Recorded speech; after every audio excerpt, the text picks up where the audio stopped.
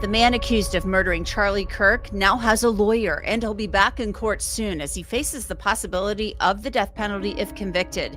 And the investigation is far from over despite the arrest. I look at the biggest developments in the case.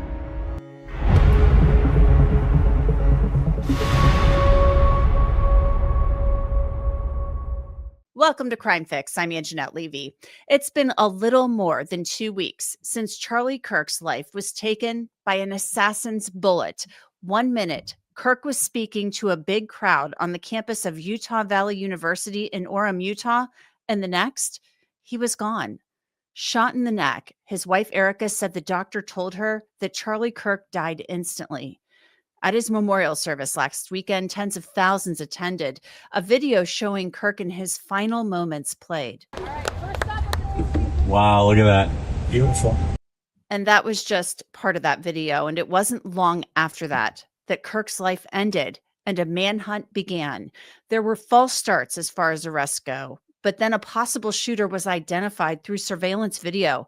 Photos were released, and a mother 3 hours south of Orem in St. George believed she recognized the young man in the photos. She believed it was her son. Robinson's mother explained that over the last year or so, Robinson had become more political and had started to lean more to the left, becoming more pro-gay and trans rights oriented. She stated that Robinson began to date his roommate, a biological male who was transitioning genders. This resulted in several discussions with family members, but especially between Robinson and his father, who have very different political views. In one conversation before the shooting, Robinson mentioned that Charlie Kirk would be holding an event at UVU, which Robinson said was a stupid venue for the event. Robinson accused Kirk of spreading hate. Tyler Robinson's parents and a family friend convinced him to turn himself in. The sheriff of Washington County said there was a negotiation of sorts because Robinson was afraid of being shot, ironically. The manhunt ended after 33 hours. The Utah County prosecutor filed information charging Tyler Robinson with aggravated murder, tampering with evidence, and witness tampering. County Attorney Jeff Gray read the text messages that he said Robinson sent to his roommate, his romantic partner, who was transitioning from male to female. On September 10th, 2025, the roommate received a text message from Robinson which said, "Drop what you're doing. Look under my keyboard." The roommate looked under the keyboard and found a note that stated, quote, "I had the opportunity to take out Charlie Kirk, and I'm going to take it." Police found a photograph of this note. The following text exchange, then took place. After reading the note, the roommate responded, "What? You're joking, right?" Robinson, "I am still okay, my love, but I'm stuck in Orem for a little while longer yet. Shouldn't be long until I can come home, but I gotta grab my rifle still. To be honest, I had hoped to keep this secret till I died of old age. I am sorry to involve you." Roommate, "You weren't the one who did it, right?" Robinson, I am. I'm sorry." Roommate, "I thought they caught the person." Robinson, "No, they grabbed some crazy old dude, then interrogated someone in similar clothing. I had planned to grab my rifle from my drop point shortly after, but most of that side of town got locked down. It's quiet, almost enough to get out, but there's one vehicle lingering." Roommate, "Why?" Robinson, "Why did I do it?" Roommate, "Yeah." Robinson, "I had enough of his hatred. Some hate can't be negotiated out. If I am able to grab my rifle unseen, I will have left no evidence." Think you've seen it all? Think again. 50 Ways to Catch a Killer brings you real cases where detectives had to flip the script to take down cold-blooded killers. Hosted by 50 Cent, this isn't your typical crime show. It's a high-stakes, twist-filled ride into the minds of investigators who think outside the badge to break the case. From unforgettable setups to shocking reveals, every episode proves when killers think they got away with murder, think again. Watch 50 Ways to Catch a Killer with 50 Cent exclusively on Fox Nation. The county attorney said that rifle was a 30-06 and had been given to Robinson by his grandfather. Those text messages continued. Roommate, how long have you been planning this? Robinson, a bit over a week, I believe. I can get close to it, but there is a squad car parked right by it. I think they already swept that spot, but I don't want to chance it. Robinson again, I'm wishing I had circled back and grabbed it as soon as I got to my vehicle. I'm worried what my old man would do if I didn't bring back Grandpa's rifle. IDEK if it's had a serial number, but it wouldn't trace to me. I worry about prints. I had to leave it in a bush where I changed outfits. Didn't have the ability or time to bring it with. I might have to abandon it and hope they don't find prints. How the F will I explain losing it to my old man? Only thing I left was the rifle wrapped in a towel. Remember how I was engraving bullets? The F in messages are mostly a big meme.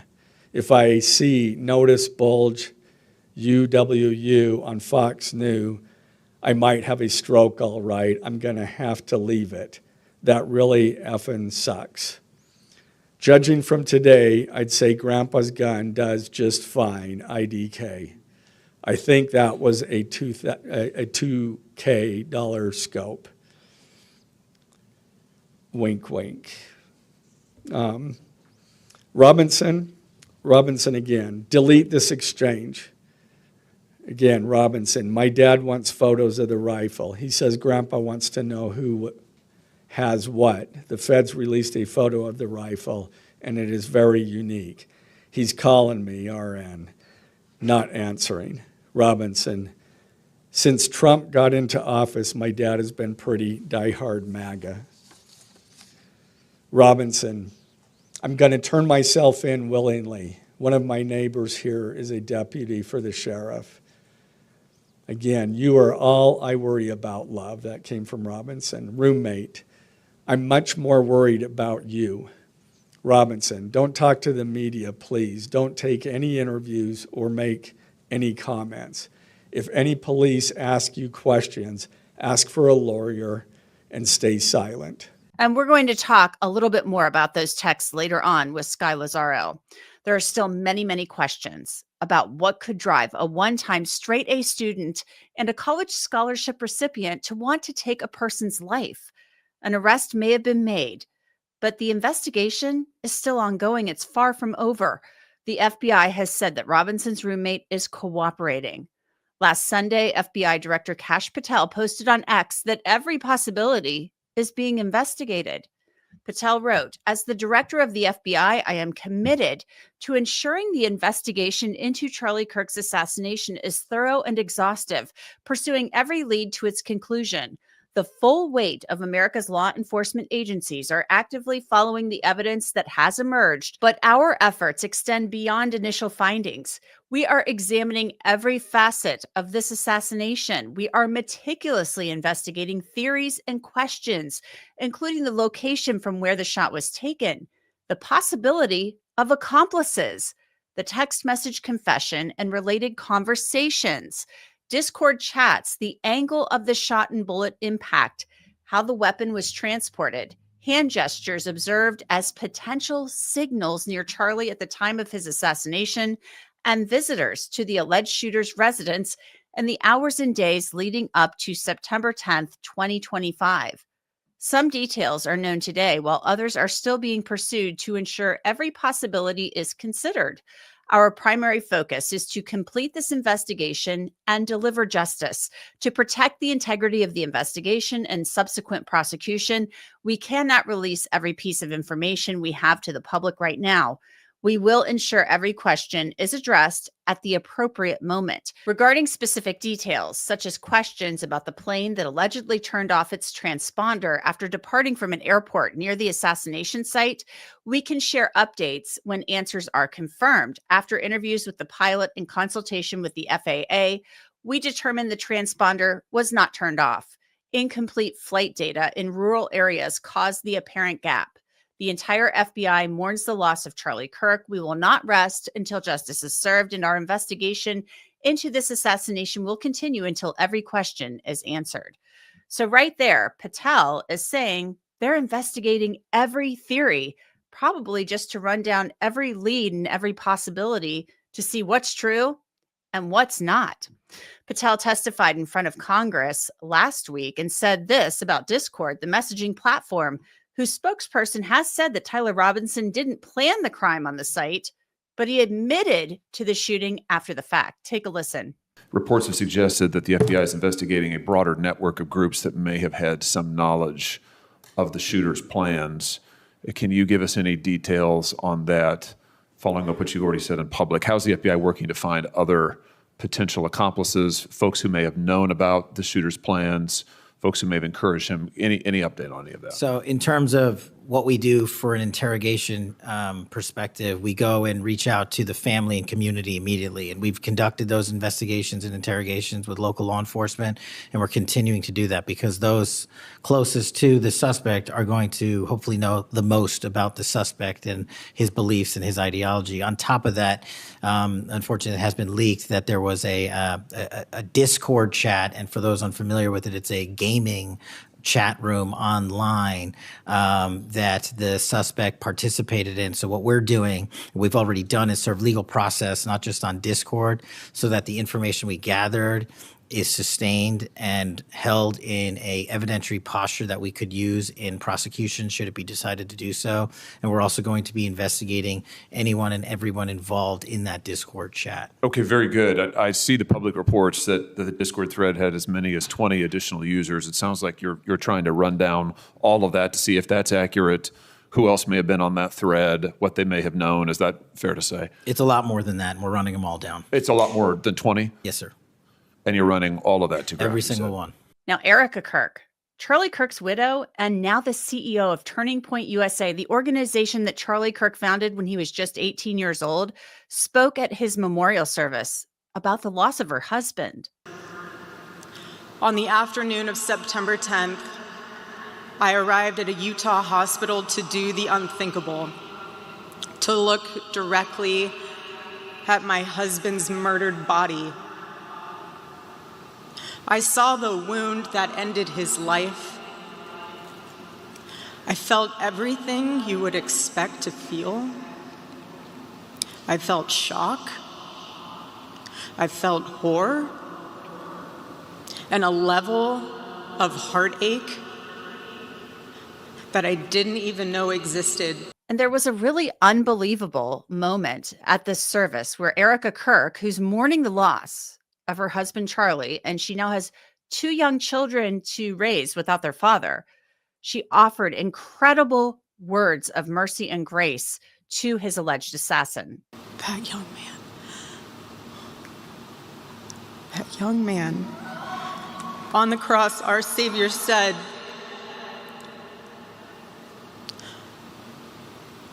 "Father, forgive them, for they not know what they do." That man, that young man, I forgive him. Now, remember, at Robinson's initial court appearance, he didn't have an attorney, but now that's changed. The county commission has approved hiring Kathy Nestor to represent Robinson. She has another famous or infamous client, depending on how you look at it, in Utah. Nestor and her law partner also represent Corey Richins, the children's book author accused of murdering her husband, Eric, by poisoning him back in March of 2022. So Kathy Nestor and whichever co-counsel she chooses are now Tyler Robinson's lawyers, and he's due back in court on Monday. So to talk about the very latest, I want to bring in Sky Lazaro. She is a criminal defense attorney in Utah. So Sky, I want your thoughts first and foremost on the choice of defense attorney here. You know, they've appointed a public defender. It is Kathy Nestor, and I guess she has co-counsel. she's going to need co-counsel. She will need a lot of help, a mitigation expert. So you are familiar with her. She is part of the team that took over Corey Richins' defense. So tell us about her taking this case. That's correct. Kathy's been in Utah for a long time. She worked for the Federal Defender's Office, doing public defense work for them for a long time. And now she's out in private practice, but has taken the appointment in both the Richins case and in the Robinson case as court-appointed counsel. I believe what happened is the Utah County Public Defender's Office basically said, we don't have the resources to do this. You're going to have to get somebody else appointed on this case and fund it separately from what allotment is given to us already by the county. And so I don't know what that selection process, looked like, if they reached out individually to people. I believe that they were reaching out to people to see who had interest in it or who would take it. And I believe Kathy agreed. And they'd have to obviously be death qualified. They'd have to be, qualified to handle a case such as this one. And as a former federal defender, I'm sure she is. This is a lot to take on, though. I mean, she's got the Richins case coming up next year. This, of course, unless they say, yeah, we want a speedy trial, I don't see this going to trial early next year. Late next year, probably the very earliest this could happen, if not 2027. That's correct. So Utah, our statute requires that people be qualified under Rule 8 to be death penalty counsel. The ABA has standards out there for the way these cases need to be defended. She is definitely going to need co-counsel and mitigation experts in this case. I think this is going to be a very costly and time-consuming case on top of Richins. But Kathy's done this a long time, and if she, has things set up to have appropriate counsel to help, because she has another practice as well, private practice as well, to help with those cases, to afford the time for the both. I would assume she's, looked at that closely, and the county doesn't seem to have any issues with that as well. So talk to me about what's going to happen on Monday. Obviously, Tyler Robinson did not have counsel during his first court appearance. Greg Skordas appeared and said, look, I'm not representing him, but I'm assisting and helping find somebody. So he was kind of a consultant looking to help find counsel for Tyler Robinson, counsel that was qualified, that could take this case. Maybe they even took bids. Who knows? I don't know how they did this. But what's going to happen on Monday when Tyler Robinson appears? This will be his first appearance with his appointed attorney. And so I don't expect a lot to happen in this case. My guess is or what I would expect to happen is that the court will put on the record that Ms. Nestor has taken on the appointment. She's willing to abide by the standards and the statutory guidelines in defending him. And I think they'll just sort of talk next steps. Do we need to just set another status conference? What's the status of discovery? I don't think we're getting to a preliminary hearing anytime soon in this case, although, he may assert some speedy trial rights and decide that's how he wants to do it. But I think this investigation is ongoing on the part of the government as well. And so there's going to be additional discovery that continues to come out. So my guess is this is really just going to be a status. This is, you get to come to court with your lawyer. Here's the next steps. Yeah, that's what I would kind of expect, because we're so early on in this case, and maybe they've turned over some discovery already, but still the discovery in this case will be voluminous, and the investigation is really ongoing. I mean, they may have some discovery to hand over right now, but this investigation is far from over, the way the FBI director makes it sound. I would agree with that. In Utah, they have to turn over any information that they relied upon in filing the information. So any discovery that was relied upon in filing the charging document needs to be provided to the defense within I believe it's 10 days or a very short period of time. But in most major cases or major felony cases, especially this case, discovery is always ongoing. I think there's always things that come in late or things the defense asks the state to go get for them, and supplemental discovery requests, things along that nature. So the discovery is going to be voluminous. And one thing that she is going to receive in this discovery are those text messages that the prosecutor says are between Tyler Robinson and his roommate, who was his romantic partner.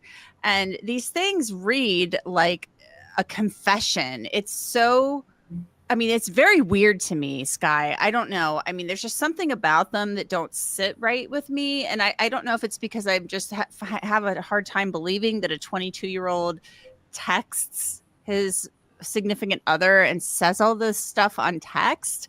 I don't know. There's just something about it. It just seems very strange. The roommate seems shocked. Like, what? That was you on here?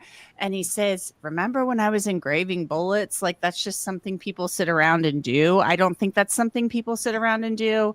What are your thoughts on the text message confession? These texts are different or weird. I don't know how to characterize them either. There also seem to be a snapshot. I know, we know that the roommate was cooperating with police and provided these.